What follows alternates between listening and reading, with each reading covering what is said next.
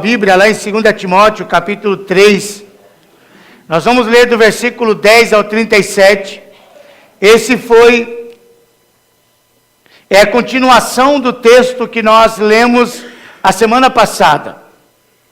A semana passada eu preguei no tema, o comportamento cristão em meio à degradação humana.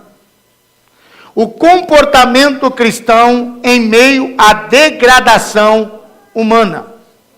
Quando eu coloquei esse tema e coloquei essas palavras como degradação, o que eu tenho na minha cabeça quando eu penso em degradação? Esta palavra degradação, ela quer dizer prejuízo, estragos, destruições, seja no campo moral, no campo social ou no campo religioso.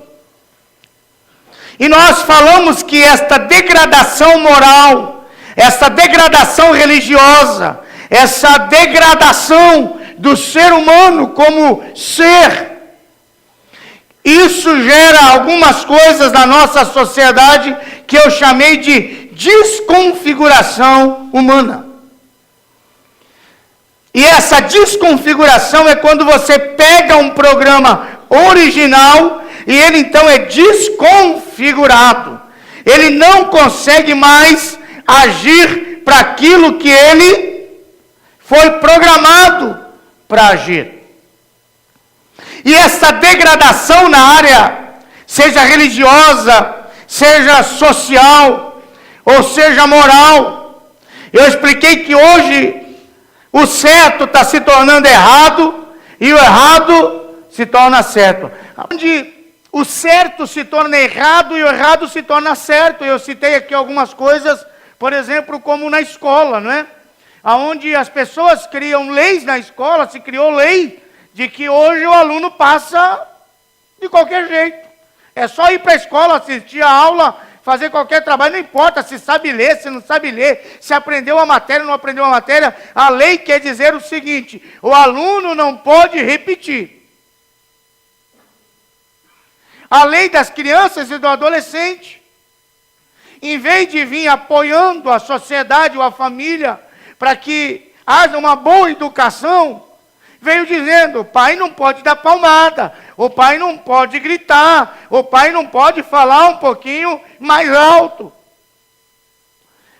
Então essa degradação, em vez de ela vir para trazer um apoio, para ela trazer uma ajuda, para ela trazer um fortalecimento, seja religioso, seja moral, seja social, parece que essa degradação, ela está vindo de uma maneira onde as coisas estão se invertendo, os valores.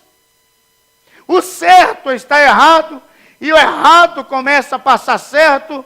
A modernidade vai chegando, e ela é boa, se saber usar ela de uma maneira correta, mas parece que ela vai tirando muitas coisas de princípios que são bases, que são estrutura de uma boa convivência, seja nessas três áreas que eu acabei de falar. De maneira que o ser humano vive o que eu chamo de desconfiguração humana. O que é uma desconfiguração? É a ação de tornar desconfigurado, alterar aquilo que é original. O homem foi criado de uma maneira original, para servir de uma maneira no qual Deus tinha o projeto para a vida dele. A família, quando Deus criou de uma maneira original, para servir. Está lá, família, pai, mãe e os seus filhos. A igreja que ele criou para servir, para ser bênção, na área espiritual do ser humano, na área psíquica do ser humano e na área social do ser humano. E parece que esses três estão sofrendo essa desconfiguração. A igreja parece que não faz muito mais o papel dela. O ser humano hoje se valoriza muito mais. Tipo, o cara está lá no mato, né? Eu vim da região onde se tinha muito palmito, e era proibido tirar palmito. Então o cara está lá, está com um monte de palmito. Aí chegou um guarda florestal. E ele está no pensamento entre, pô, se esse cara pegar esses palmitos agora, e eu ainda estou com um passarinho aqui, que está em extinção, ele vai me jogar na cadeia, e eu vou ficar lá apodrecendo. Então é melhor matar o guarda, porque eu mato ele, aí depois eu apareço lá, né, com um bom advogado, nem preso eu vou ficar. Para vocês verem como é a lei do nosso país. De como que tem essa degradação, de como os princípios estão invertidos. Eu falei sobre isso e muito mais a semana que passou. E hoje, então, eu quero continuar a minha mensagem da semana passada. 2 Timóteo, capítulo 3, a partir do versículo 10. Tu, porém, tens seguido de perto o meu ensino, procedimento, propósito, fé, longanimidade, amor, perseverança. As minhas perseguições e os meus sofrimentos, quais me aconteceram em Antioquia, Icônio e Listra, que variadas perseguições tenho suportado, de todas, entretanto me livrou o Senhor. Ora, todos quantos querem viver piedosamente em Cristo Jesus serão perseguidos, mas os homens perversos e impostores irão de mal a pior, enganando e sendo enganados. Presta atenção, versículo 14. Tu, porém, permanece naquilo que aprendeste, e de que fostes inteiramente sabendo de quem o aprendeste. E que desde a infância sabes as sagradas escrituras, que pode tornar-te sábio para a salvação, pela fé em Cristo Jesus. Toda a escritura é inspirada por Deus e útil para o ensino, para a repreensão, para a correção, para a educação na justiça, a fim de que o homem de Deus seja perfeito e perfeitamente habilitado para toda boa obra. Amém? Queridos, se nós aprendemos a semana passada, de que nós olhamos a sociedade pelo que nós lemos lá no capítulo 3, que Paulo diz que os homens são amantes de si mesmo, egoísta, perverso, amante do prazer, mais amante de que Deus, e uma série de outras coisas, e nós entendemos que esse homem está num processo de degradação, e que esta degradação trouxe essa desconfiguração. O que é que precisa ser feito? O que é que Paulo nos ensina aqui na continuidade desse texto? Paulo diz que se um homem está desconfigurado, então nós precisamos fazer uma nova configuração. Precisa-se fazer aqui uma reconfiguração. E o que é configurar? Eu vou pegar o que eu olhei no dicionário. E quando fala em configuração, em configurar, está se falando de internet, de computador, de programa. E diz o seguinte: o que é configurar? Dar novo formato, nova forma a alguma coisa ou situação.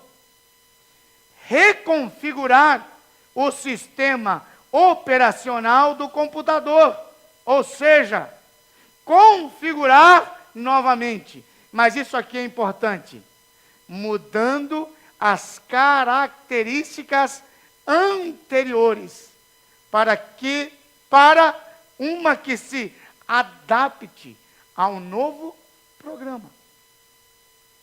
Então o cara pegou lá um programa de computador, e eu não sou experto nisso, diga-se de passagem, que sou extremamente ignorante em se tratando de tecnologia. Eu falo a palavra ignorante não é no sentido de ser bruto, ignorante no sentido de não ter conhecimento nenhum, que algumas pessoas usam aquela palavra de um animalzinho, que eu não vou falar isso para mim. Eu sou tão esperto nisso, que um dia eu ganhei um tablet, há bastante tempo atrás, aí eu estava usando meu tablet para tirar foto e tal, mas aí eu comprei uma capinha para ele, e eu percebi que quando eu colocava ele assim para tirar foto, aí tinha uma sombra. Eu digo assim, mas que sombra é essa? E aí eu entrei lá onde tira foto e pesquisei e tal, e eu digo, por que está essa sombra? E toda vez que eu ia tirar, estava a sombra, e eu não conseguia tirar aquela sombra, e eu disse, Edson, rapaz, está uma sombra aqui, me ajuda a tirar essa sombra. Ele falou, pastor, levanta só um pouquinho. Que ele estava na capinha, aí quando ele descia a capinha, aí pegava um pedacinho da câmera aqui em cima, aí ficava a sombra. Ele disse, experimenta agora. Eu digo, Aí eu abaixava, está a sombra. Aí eu levantava, digo, Obrigado, hein? Pela vergonha que fiz você passar.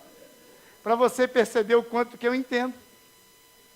O quanto que eu sou experto nessa questão da tecnologia. Então, se eu falar alguma besteira aqui, você que é mais esperto, me perdoe. Se eu falar alguma coisa e falar assim, pastor, está completamente fora. Não é nada disso. Tá bom? Eu não vou dar aula aqui, tecnologia, mas a questão é o seguinte, que a palavra configurar me chama a atenção, é que é mudando as características anteriores, ou seja, se adaptar ao novo programa. Então, se eu tenho um computador, se eu tenho alguma coisa que tem um programa, e esse programa, ele se desconfigurou, ele não está conseguindo abrir, eu não estou conseguindo usar da maneira que ele foi criado para que fosse usado, qual é a primeira coisa que eu tenho que fazer? É procurar alguém que entende. É procurar um profissional, mas certifique primeiro que é um problema mesmo, para não passar a vergonha que eu passei. Né? Você está lá, você vai procurar um profissional. O cara vai abrir o seu computador, ele vai dar uma olhada, e ele vai dizer, quando os caras pegam alguma coisa, a gente faz assim, não é bom. Né? Aí o cara fala, está cheio de cavalo de Troia. Para você que não entende o que é isso, cavalo de Troia, eu vou dar uma dica para você. São vírus. Um dos vírus mais fortes que tem. Tá certo, Fernando? Mais ou menos. A sua cara me ajuda se você fizer assim. Está lá cheio de vírus, e aquele vírus no seu computador desconfigurou aquele programa. Aí o cara vai olhar o programa e vai dizer, está com vírus. Aí ele vai identificar o que aconteceu. Aí ele vai pegar um antivírus, vai passar ali, vai fazer alguma coisa, ou vai dizer, olha, esse programa aqui tem que jogar fora, e aí vai fazer alguma coisa, porque ele vai identificar o que aconteceu, aí ele vai dizer o que é que tem que ser feito, e ele vai fazer o que é que tem que ser feito, para você ter o seu programa novamente. É assim que acontece. Mas sim, nós não estamos falando de computador, nós estamos falando de ser humano, nós estamos falando de gente. Como é, pastor, que se pega um homem que foi se desconfigurado, um homem que saiu do programa, um homem que não está servindo o seu papel que Deus criou para ele. Como é que a gente pega uma pessoa que está completamente fora do caminho, completamente desfigurado, e o que é que a gente pode fazer? Então vamos pensar aqui no princípio do ser humano. Quando você está completamente fora do caminho do qual Deus sonhou para a tua vida, a primeira coisa que nós vamos identificar é o vírus. E o vírus que tira o homem completamente da família, para se tornar a sociedade que é, para tornar a igreja como é, para tornar a vida individual como é, completamente distante de Deus, chama pecado. É um vírus que desgraça. Aonde entra, acaba. Só que quando nós estamos vivendo uma vida que não é o padrão de Deus, nós temos que buscar um especialista. E não existe na face da terra um especialista que conheça, que goste, que ame e que trabalhe com o ser humano do que alguém chamado Espírito Santo. O Espírito Santo é Ele que vai identificar qual é o vírus que está acontecendo na nossa vida. E aí o Espírito Santo vai nos dar algumas diretrizes através de Jesus. Porque você diz: pastor, eu estou num caminho que não agrada a Deus. Pastor, eu saí fora do caminho. Deixa eu dizer uma coisa para você. Foi por isso que Jesus veio na terra e morreu. E aqui Ele disse: eu sou o caminho, eu sou a verdade, eu sou a vida. Ninguém vem ao Pai se não for por mim. É o caminho. Mas quem é que nos leva a esse caminho? O que é que precisa ser feito? É o Espírito Santo que faz a gente entender que esse vírus é o pecado. É esse vírus que vai desconfigurar. É esse vírus que faz o certo virar errado e o errado virar certo. E aí ele vai dizer: querido, qual é o primeiro passo? Ele identifica, é o pecado na sua vida. O que é que eu tenho que fazer? O arrependimento, confissão. Você precisa abandonar e você precisa receber o perdão. Aí começa uma reconfiguração. Você vai se adaptar a um novo programa, uma nova vida, a um novo estilo de vida que chama-se Reino de Deus, família espiritual. É o que Paulo diz. Paulo vai dizer assim: olha, você também sabe o que Deus me resgatou. Eu estou lendo duas versões aqui. Mas lá no versículo, talvez 13, que aqui no meu é diferente, mas ele diz: Timóteo, você sabe também que Deus me resgatou. O que Paulo está dizendo para Timóteo? Timóteo, você sabia quem eu era antes? Antes de eu conhecer Jesus, antes de eu ser reconfigurado, quem era eu? Um assassino? Era. Perseguia os cristãos? Era.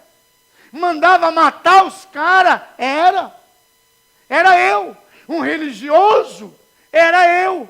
Mas um dia, indo para Damasco, encontrei uma grande luz, o próprio Jesus apareceu a mim, eu caí do cavalo, e naquele dia a minha vida foi reconfigurada completamente, e hoje eu sou uma outra pessoa. Pelo poder do Espírito Santo. Aí no versículo 14 ele vai dizer assim para Timóteo: tu, porém. O que Paulo está dizendo quando ele diz para Timóteo? Tu, porém. Sabe o que ele está dizendo para Timóteo? Está dizendo: Timóteo, tu, porém, permanece firme. Por quê? Porque ele está dizendo assim: Timóteo, eu te dei uma leitura de como está o mundo, de como os homens estão agindo no mundo.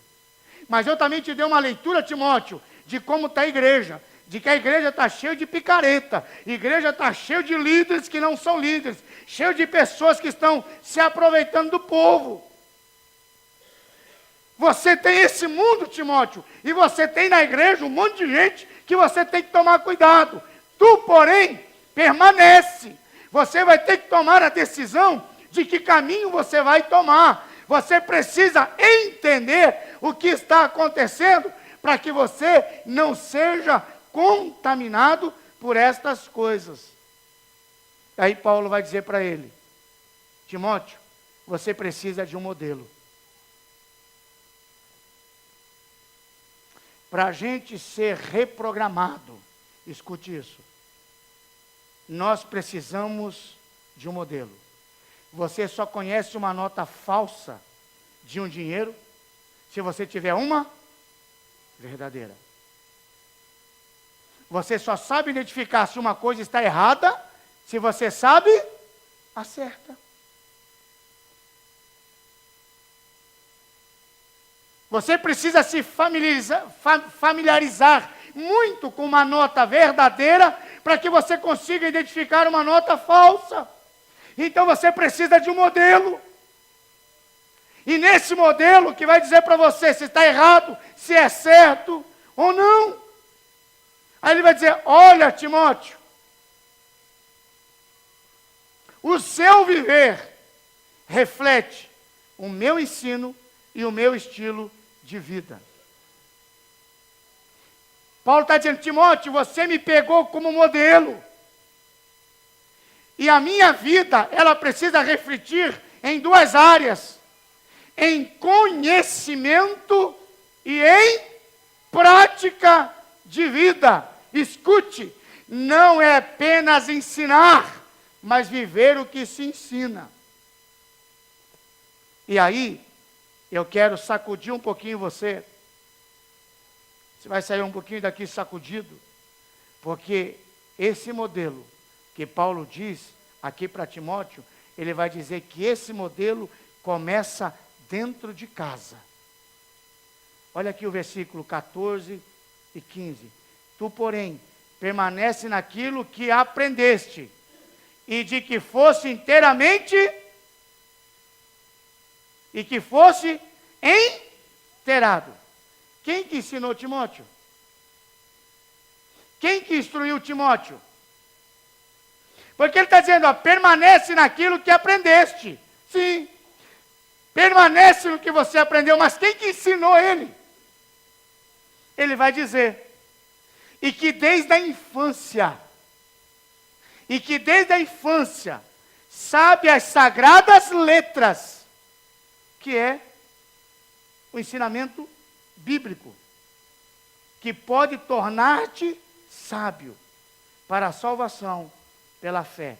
Em outra versão que eu tenho aqui, ele vai dizer assim, ó.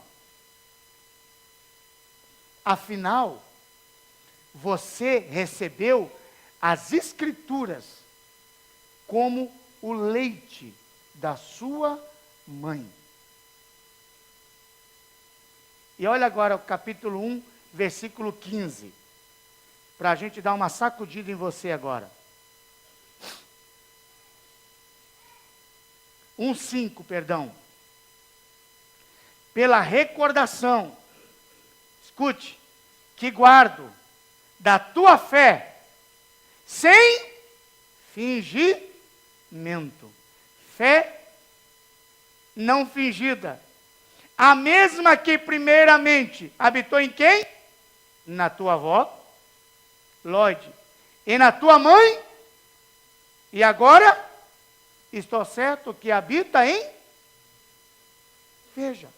Paulo está dizendo, Timóteo, permanece naquilo que você foi ensinado pela tua avó, permanece naquilo que foi ensinado pela tua mãe, e que hoje esse ensinamento está em você, para que você não tenha uma fé fingida. O que é uma fé fingida? Vou dizer para você, escute, nós ensinamos o que sabemos, mas nós geramos o que somos. Nós ensinamos o que sabemos, mas nós geramos o que somos. Vou explicar para você entender melhor. O que você faz, fala mais alto do que você diz. Vou explicar melhor para você. É a mesma coisa se pegar um pai que fuma. E aí, de repente, ele pega uma filha, um filho dele fumando. Ele pega o filho e diz assim, olha, eu nunca mais quero ver você com essa porcaria na boca, porque isso faz mal, isso aí mata. Eu não quero que você fume. Entendeu?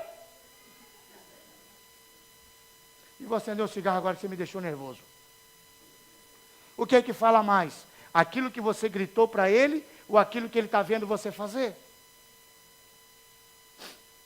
Isso é fé não fingida. Sabe o que Timóteo está dizendo? Não adianta você ensinar o teu filho a ler a Bíblia se você não vive a Bíblia. Não adianta você falar para o teu filho, você tem que ir para a igreja, se você não vai para a igreja. Não adianta você falar para o teu filho, você tem que ser um homem de oração, se você não é uma mulher que ora.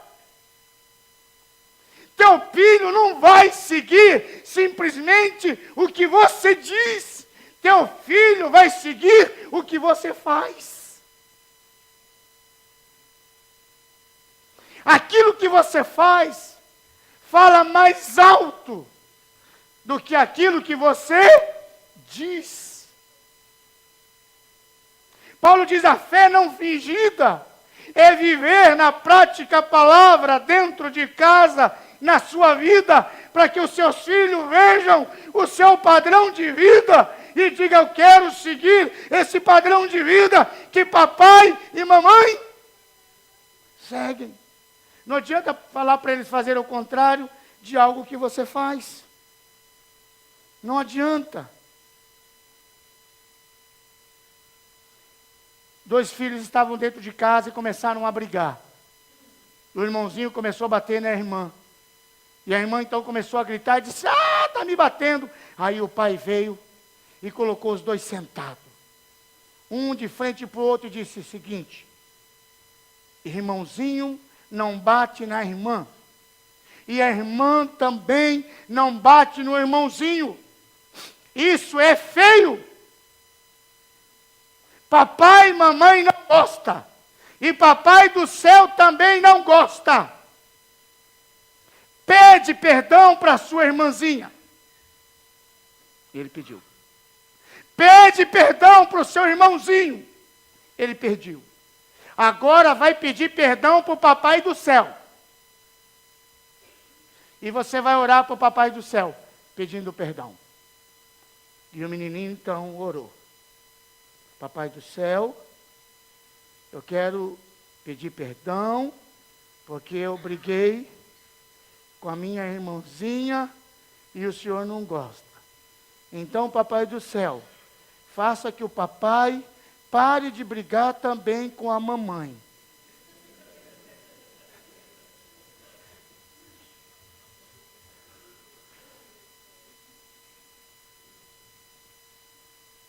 Aquilo que você faz fala mais alto daquilo que você diz. Eu estava ouvindo o pastor pregar essa semana, estava num congresso, e um pastor bom. Pense um cara bom pregando. Sabe como é o nome dele? Odilon. E não sou eu. Tem outro Odilon, meu amigo, lá de Curitiba. E engraçado que ele disse que foi fazer um casamento, e nesse casamento ele foi inovar. Ele não fez os votos e falou para os noivos fazerem na hora lá os votos. Ele disse: irmão, pensa uma inovação que eu me dei mal. Estava a esposa, a noiva e o noivo. Ele deu o microfone para o noivo e disse: querido, faça agora um voto para ela. Prometa algo para ela. Ele disse então, pegou o microfone e olhou para ela. Disse: querida, eu prometo, a partir de hoje, nunca mais te bater.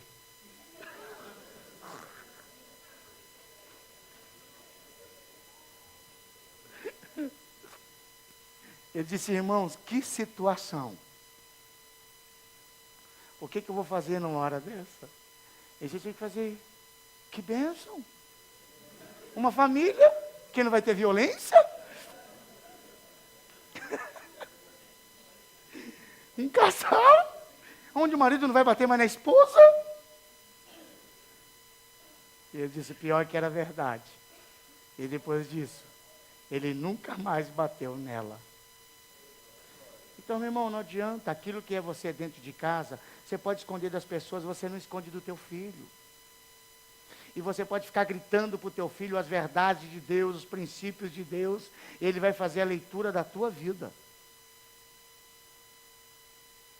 Não adianta ensinar algo que você não vive. Você precisa viver. Ele está olhando muito mais o que você faz do que aquilo que você fala. Paulo diz: a família, ela precisa ser reconfigurada. O ser humano, para se reconfigurar, ele precisa de modelo. E o primeiro modelo começa dentro de casa. Pai e mãe. Eu amo saber que meu filho gosta da igreja. Ele não gosta de ir em nenhuma outra igreja. Quando a gente sai de férias, ele fica dizendo: papai, quando nós vamos voltar para a nossa igreja? Porque tem um princípio dentro de casa. A gente não fala mal da igreja dentro de casa. Eu não fico falando das coisas ruins e negativas da igreja dentro de casa. Aí lá dentro da casa você só detona o pastor. Lá dentro da tua casa você só detona a igreja. Lá dentro da tua casa você fala mal de todo mundo. Aí depois você quer que seu filho seja apaixonado pela igreja. Você quer que seu filho goste do pastor. Vamos para a igreja. Aonde? Na minha. Nessa igreja que vocês falam mal direto? Não, eu não quero ir lá não. Porque não é lugar bom.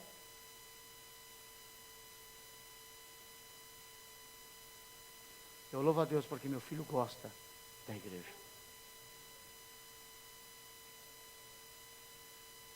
Deixa eu correr aqui. A religião, a igreja, ela também precisa ser reconfigurada. A religião verdadeira.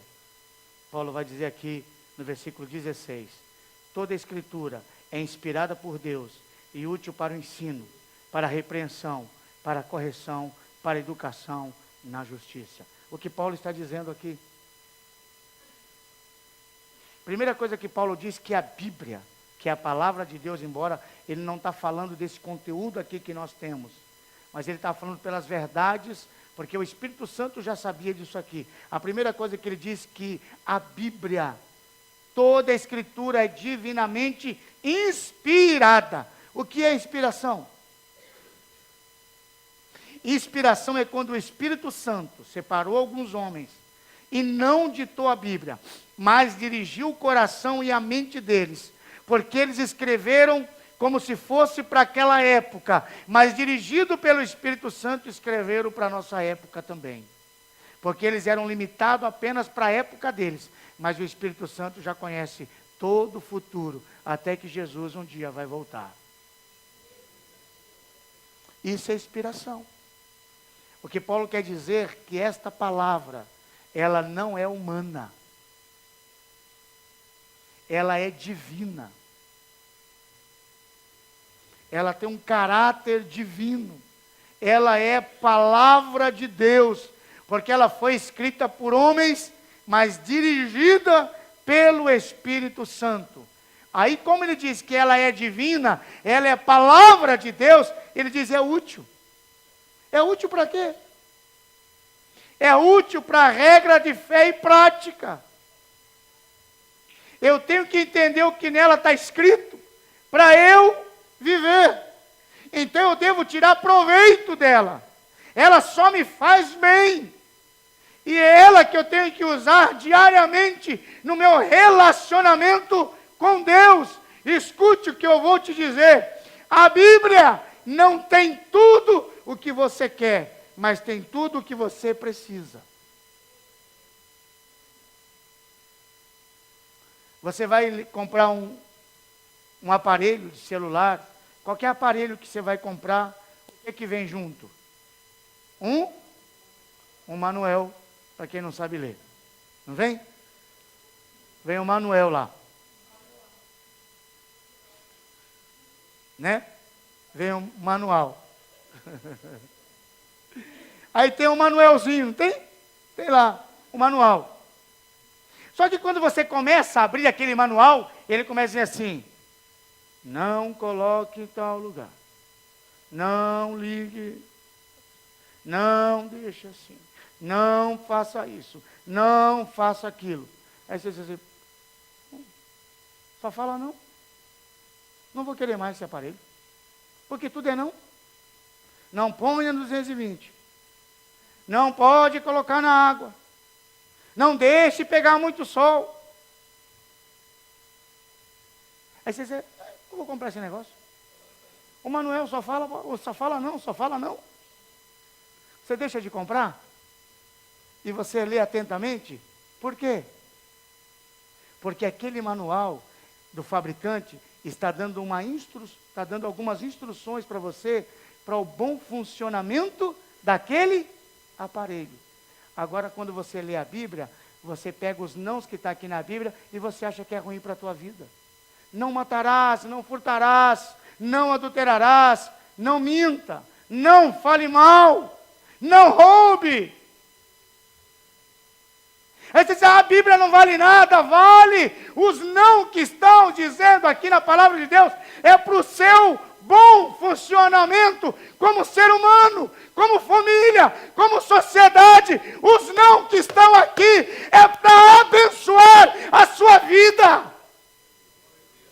Se de repente você olhasse os nãos que estavam aqui, a tua vida estava bem melhor e você não tinha feito tantas besteiras como você já fez na tua vida, das quais se arrepende. Que bom que já se arrependeu e abandonou. Mas se nós estivéssemos olhando os nãos que a palavra de Deus nos instrui a tantos erros, nós teríamos evitado na nossa vida. É por isso que ele diz, ela é útil. Ela é útil. Tire proveito dela. Escute os nãos que ela diz. Ele vai dizer que ela também serve para ensinar. O que o mundo está dizendo? O que o mundo ensina? O mundo ensina assim, sexo seguro é camisinha. O que a Bíblia ensina? Sexo seguro é casamento. E eu vou dizer uma palavra aqui, talvez eu não vou conseguir dizer igual eu disse de manhã, porque foi espontâneo de manhã. Você jovem que está aqui, olhe para mim. Todo jovem que tem vida sexual antes do casamento, você não terá um casamento abençoado. É pecado. Você vai casar debaixo de maldição. Sexo seguro não é camisinha. Sexo seguro é conhecer a sua mulher, respeitar ela e ter relação sexual com ela, só com a sua mulher. Isso é bênção de Deus para a sua vida. Não vai na onda do mundo. Ah, pastor, isso não tem nada a ver. Precisa experimentar. Aqui, farroupilha.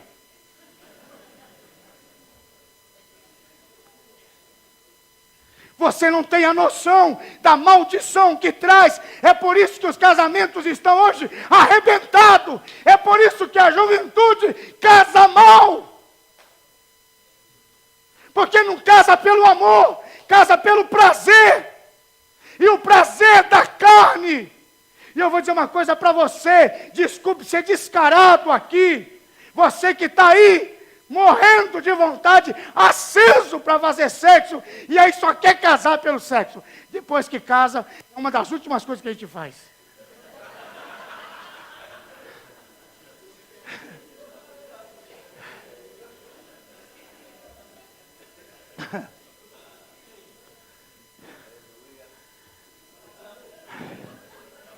Tem tanta coisa para a gente fazer, que quebra a gente, que de vez em quando a esposa diz, lembra aquele negócio que a gente fazia nós dois, pelado?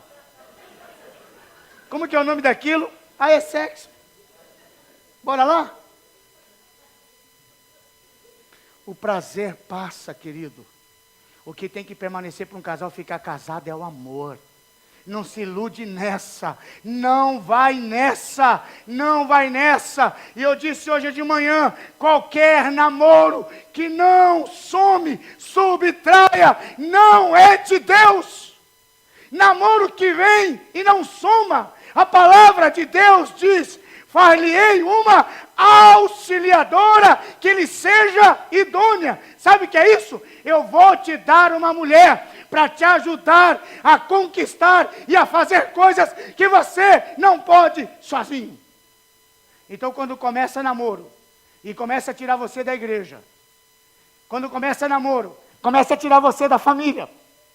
Começa a afastar você das coisas. Vou dizer uma coisa para você, amigão, o sinal vermelho está acendendo. Eu disse aqui hoje pela manhã, eu louvo a Deus pela esposa que Deus me deu. Talvez era a mulher que eu não escolheria. Eu estava cego. Mas foi a mulher que Deus deu para mim. E quando eu olho para o passado, de tantas namoradas que eu tive, eu digo, olha, eu vou dizer uma coisa para você. Se eu tivesse casado, eu tinha me ferrado. Como dizia meu pai, de verde e amarelo. Porque tudo que eu sou hoje, eu devo à minha esposa. O ministério que eu tenho hoje, 50% tem a ver com a minha esposa. A vida que eu tenho hoje, 50% tem a ver com a minha esposa. Os bens que eu tenho hoje, 50% tem a ver com a minha esposa. O que eu conquisto na vida hoje, 50% tem a ver com a minha esposa. Porque quando veio na minha vida, só me levou para cima, só me levou para as coisas boas, só me sustentou com oração, com palavras, com conselho e com amor. Isso é o papel de uma esposa, isso é o papel de uma mulher. Sabe, é somar, é estar do lado do marido, quando ele cai, o outro levanta, sabe, quando está desanimado, o outro dá uma palavra, e aí vão conquistando junto, esse é o papel de um casal. Agora quando o negócio vem, e só trava, é só birra, para! Vai orar, você vai casar, meu irmão, e vou dizer uma coisa, depois de casado o bicho pega. Elas acordam com o cabelo arrepiado. Amigão, você que não é casado, de vez em quando elas dormem com uma touca que assusta de madrugada. Elas fazem o negócio no cabelo, elas precisam colocar uma touca. Meu irmão, se você não avisar, e você levantar de madrugada, você vai olhar, tá amarrado! Sai da minha esposa! Não é uma touca.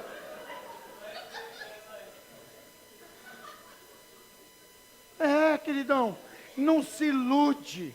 Você está namorando hoje.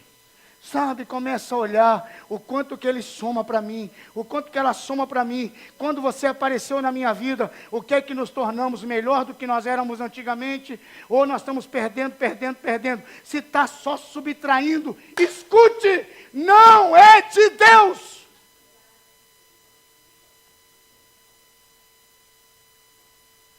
Presta atenção, corrige, dá uma analisada aí.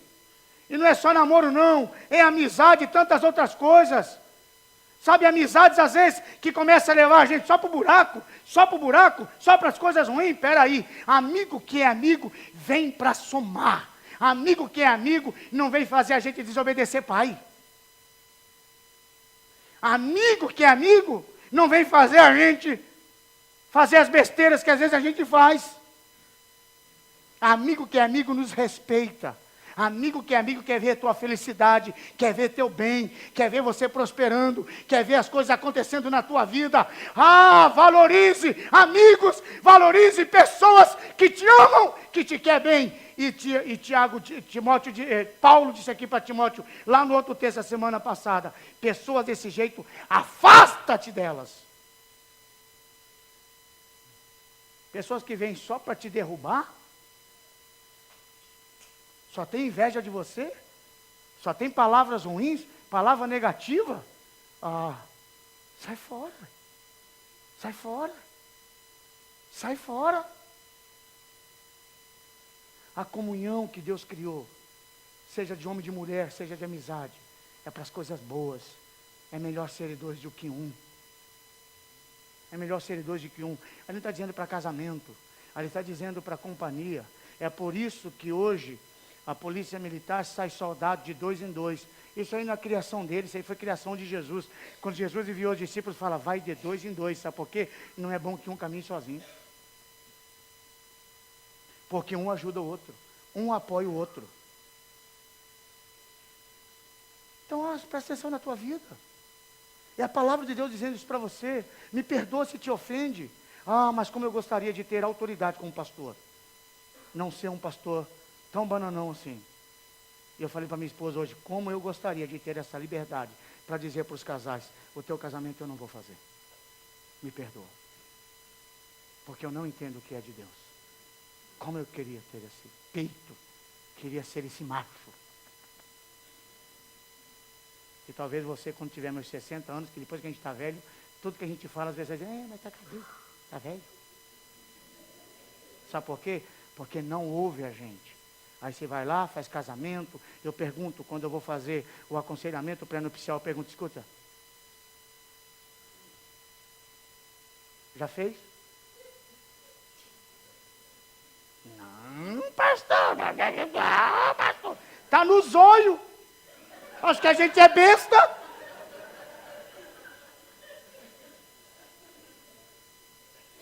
Aí o babaca aqui tem que engolir. Ah, eu acredito. E aí depois tem que vir no altar. Diz, eu abençoo. Ah, para, não é palhaço. Você pode esconder do pastor, você não esconde Deus. Você pode enganar dos teus pais, você não engana Deus. E aí você se acha, e a maldição vem sobre a tua vida. É você que vai se ferrar na vida. É você que não vai prosperar. Você quer enganar quem?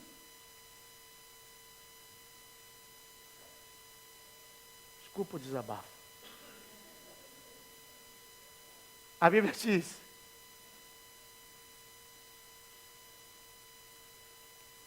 eu quero fazer uma dinâmica com você que era para ter feito antes, mas eu quero fazer.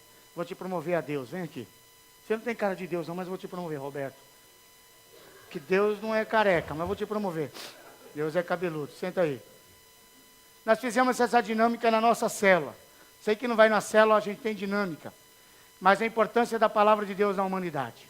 Tá bom? Nós vamos promover esse sujeito aqui a Deus. Mas só esse momento agora, porque se você continuar até o final do culto de Deus, o que vai ter de gente pedindo as coisas para você não é brincadeira. Nós fizemos essa dinâmica na célula. Não é para você que não foi na célula, você aprender um pouquinho, tá bom? Esse papel que eu tenho na mão está escrito aqui, humanidade. E Deus está aqui. E a humanidade está distante de Deus. E tudo que nós queremos é que a humanidade se aproxime de Deus, sim ou não? Nós queremos que a humanidade vá até Deus. Então nós vamos dizer para a humanidade ir até Deus. Só que a humanidade ela tem dificuldade de ir até Deus. Quantas barreiras, quantas dificuldades. Tem o pecado, não confessa. Mas nós queremos e dizemos, humanidade, se aproxime de Deus, porque é a solução.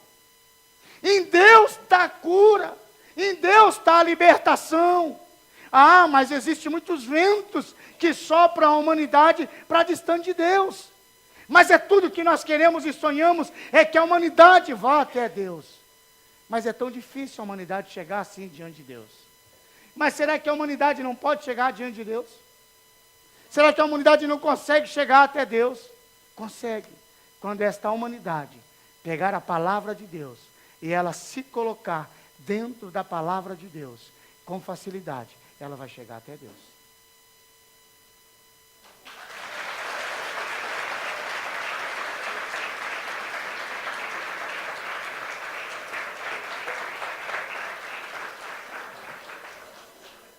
A humanidade sem a palavra. A humanidade dentro da palavra.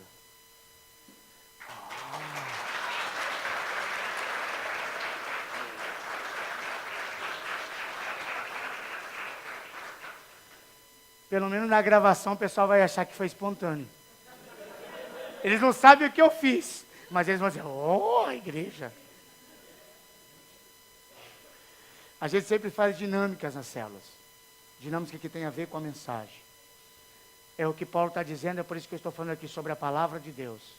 A humanidade, para chegar na presença de Deus, ela precisa estar dentro da palavra de Deus.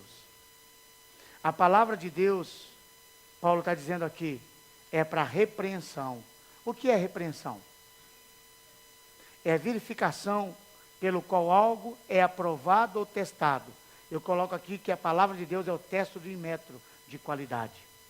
do seu comportamento. Você quer saber se o teu comportamento está bem? Teu namoro está saudável? Teu casamento está supimpa? A tua vida profissional está ótima? Aqui, ó.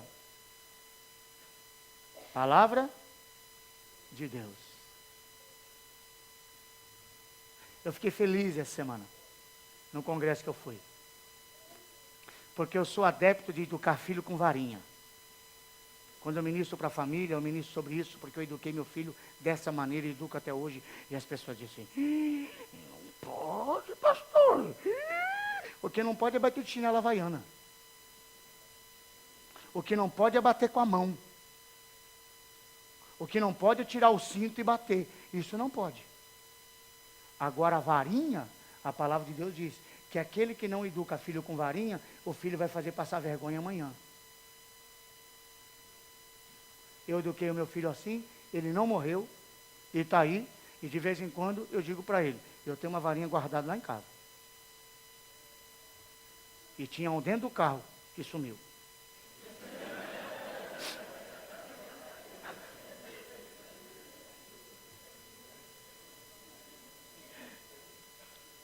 E foi uma pastora lá ministrar, e ela foi falar sobre a família dos pastores, e ela foi falar isso. Ela falou, tem que educar seu filho com a varinha. Você sabe qual foi a última surra que eu dei no meu filho? Com varinha? Quantos anos ele tinha? 37 anos. E está com 42 e já está na hora de levar outra.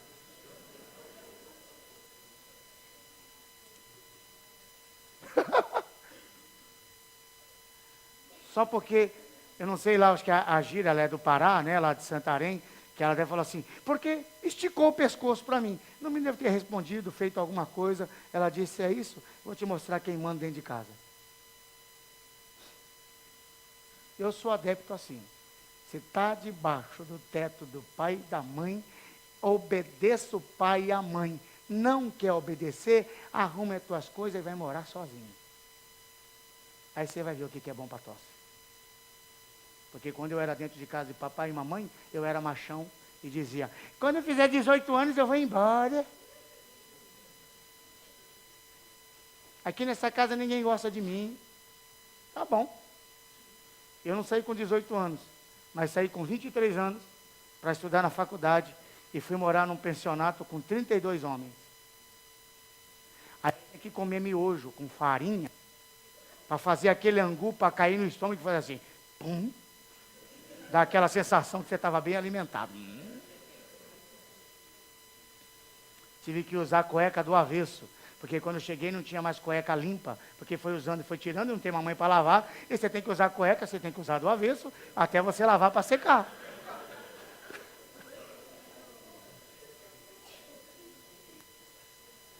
Tive que tomar banho de água gelada, porque a resistência do chuveiro queimou. Eu saí para a faculdade, cheguei em casa, não tinha papai para trocar. Aí eu falei, tinha que trocar, não tem uma resistência à noite, você vai ter que tomar banho de água gelada. É, quando está papai e mamãe dentro de casa, tudo isso a gente não percebe. Porque a gente só diz assim, minha lâmpada queimou. Tá bom, você vai embora, quando você volta, a lâmpada trocou. Não foi anjo. O chuveiro queimou, você vai lá e troca a resistência. Meu sapato furou, você chega e tem um sapato novo. Vai morar sozinho. Sua resistência queima, vai trabalhar. Quando voltar, está do mesmo jeito. E chega doente em casa. Você tem que ser o médico e o paciente. Você chega lá com 40 graus de febre, não está aguentando. Aí você deita, aí você diz assim, fica deitado que eu vou fazer um chá para você.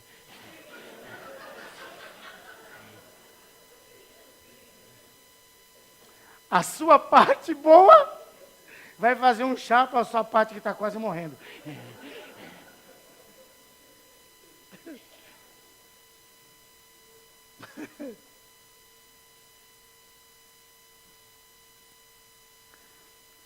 Para encerrar, a Bíblia diz de correção. O que é correção? A palavra correção aqui na Bíblia quer dizer restauração a um estado correto. É exatamente o que eu estou ministrando para você. Essa reconfiguração. É colocar os trem nos trilhos. não é apenas mostrar o que está errado, mas ensinar o que é certo. É o que Paulo disse para Timóteo. Não é você saber como os homens estão vivendo, mas é você saber que está errado e você tem que viver diferente. O que eu estou dizendo aqui para você não é para te envergonhar. O que eu estou dizendo aqui para você não é para você ficar bravo comigo. O que eu estou dizendo aqui para você não é para você sair daqui dizendo, não vou vir mais nessa igreja. O que eu estou dizendo aqui para você é bênção. É bênção de Deus para a tua vida. É a palavra de Deus te corrigindo. É a palavra de Deus dizendo que se você obedecer, haverá bênção dele sobre a sua vida. É isso. Isso é correção. Estou dizendo aqui para você se corrigir. Sabe, a palavra de Deus corrige a gente. Sim ou não? Corrige. O Davi Silva vai vir aqui na igreja. Davi Silva vai vir aqui na igreja em setembro agora, segunda semana de setembro. É um cantor evangélico, no qual eu assisti muito o congresso deles. Participei de muito congresso. E um dia eu estava num dos congressos dele. E ele começou a ministrar. E ele disse assim, estava falando de santidade, e ele começou a falar sobre pirataria. Eu vou falar aqui porque aqui é raro as pessoas terem aqui coisas piratas em casa, então eu tenho muita liberdade para falar aqui, que é bem provável que aqui ninguém tenha CD pirata, essas coisas, então eu me sinto confortável em falar sobre isso aqui. Que você não vai se sentir ofendido, porque você não tem isso.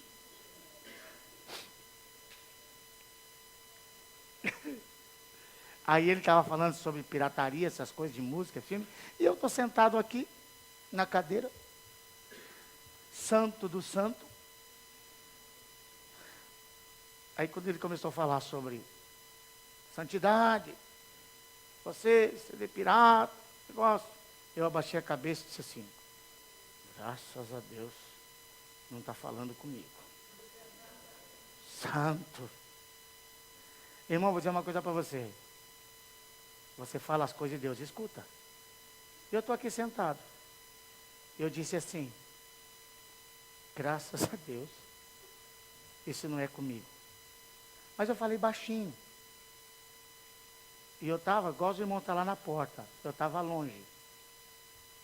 Na hora, ele disse assim, você está falando que isso não é com você. Chico.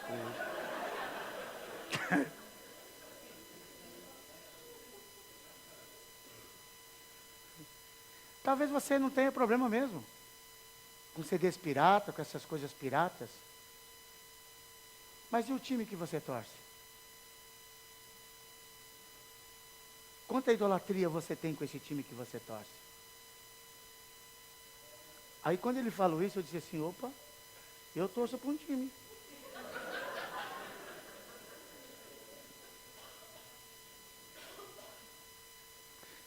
Essa é uma experiência pessoal minha, querido.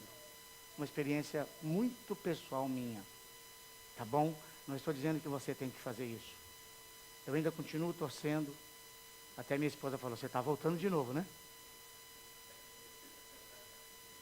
Você tinha sido curado. Você tem. Quantas camisas você tem? E Deus começou a falar comigo, amados. Naquele instante, eu entendi o poder da idolatria que existia no meu coração por um time de futebol. A palavra falou comigo. Eu cheguei em casa naquela noite. Eu fui no meu guarda-roupa. Peguei todas as camisas que eu tinha. Algumas delas oficial. Peguei todas, que eu tinha várias. Levei para o fundo do quintal. Coloquei numa bacia. Coloquei álcool. Mas eu não estava fazendo isso pela fé, entendendo. Eu estava fazendo isso por obediência. Confesso que estava doendo o meu coração. Custa caro esses negócios. Coloquei fogo. Puf, puf. E aquela fumaça sumindo. E as minhas camisas sendo queimadas. Eu disse, Senhor, que essa fumaça, ela suba com a minha oração, porque ainda não atingiu o meu coração. Atingiu o meu conhecimento, mas não atingiu o meu coração. Queimei. E aí aproveitou que tocou, porque eu tinha em casa umas 3 pastas de cartões de ex-namoradas. Porque um cara bonito como eu, isso é possível acontecer. E eu tinha em casa, eu guardei, casei, a minha esposa disse, mas você já não joga isso fora? Eu disse, não, deixa aí. Isso é uma recordação, quando eu tiver filho. Eu vou sentar com ele, eu vou ler algumas cartas para você ver como que papai apavorava. E Deus falou comigo aquele dia sobre isso. Eu peguei tudo que eu tinha, tudo, joguei naquela bacia e queimei tudo. Tudo, tudo, tudo, tudo. Eu deitei. Levantei domingo às 7h30 da manhã. Eu tinha que estar na igreja às 8 horas. A primeira coisa que eu acordei de manhã, que eu abri os olhos, eu disse, Deus, eu fiz isso, mas ainda não queimou no meu coração. Eu ainda não entendi por que eu fiz. Levantei, me arrumei e saí para ir para uma igreja que eu trabalhava aqui em Itapevi. Eu desci a escada de casa. A hora que eu fui colocar a chave assim para abrir a porta do meu carro, assim, psiu, psiu. Portão fechado, não vi ninguém. E aí eu virei, eu fui abrir a porta do meu carro, fez de novo, psiu. Aí me deu um arrepio. Mas era um arrepio ruim, era um arrepio bom. Eu senti a presença do Espírito Santo no meu lado. Eu não pude vê-lo, mas eu ouvia. Ele dizia o seguinte, você não entendeu, mas eu vou te explicar. Todas as vezes que você colocava uma daquelas camisas e você saía na rua, as pessoas olhavam para você e não te conheciam, nem sabiam quem você era. Mas elas sabiam de uma coisa, você era apaixonado por um time de futebol. Hoje, eu estou colocando uma nova camisa em você. Quando você sair, as pessoas não te conhecem, mas por onde você passar, as pessoas vão sentir e vão dizer, esse é um servo de Deus.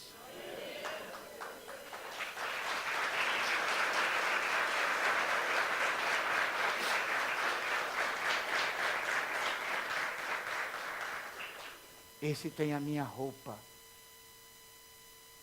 Foi uma experiência minha. Quando alguém ministrou a palavra para mim, eu entendi que eu estava errado. Prontamente. Mesmo sem entender, mas pela obediência, eu obedeci. Eu não deixo de torcer. Eu continuo torcendo pelo meu time. E que a minha esposa outro dia falou é verdade. Só que quando eu torcia antigamente, eu era apaixonado. Eu ficava nervoso. Mudava o meu humor.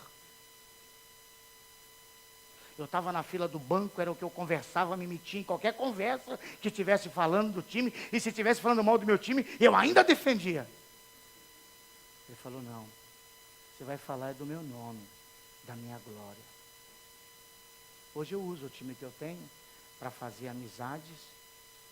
E para que através dessa boa amizade, de você ter o mesmo conversa com as pessoas, eu posso ganhá-la para mim, para que depois eu ganhe elas para Jesus. Hoje eu sei usar, sei conversar a respeito, sei o limite do meu coração, que não pode se apaixonar, mas quem me mostrou foi a palavra de Deus. E quando ela mostrou para mim, prontamente eu obedeci. Eu quero encerrar dizendo para você sobre a educação na justiça. É uma educação construtiva. Não é apenas para mostrar os seus erros, mas mostrar a verdade para um novo estilo de vida. Quando o Espírito Santo falou assim comigo, não falou para mostrar o meu erro, mas falou para mostrar um novo estilo de vida. Em qualquer lugar que eu estou, se tiver a oportunidade de abençoar alguém, seja na área financeira, seja na palavra, seja em qualquer outro lugar, é esta bandeira que eu quero levar. Eu não quero que as pessoas saibam que eu sou apaixonado por um time, embora eu goste de um time. Eu quero que as pessoas saibam que eu sou apaixonado por Jesus. Não há outra paixão na face da terra. Não há outra paixão. Não existe outra. No meu coração, a não ser ser apaixonado pela minha esposa, pelo meu filho, pela minha família. Mas acima de qualquer outro, eu sou apaixonado por Jesus. Jesus, Ele que fez a reconfiguração da minha vida, que me deu uma nova vida. E eu quero te dar essa oportunidade esta noite.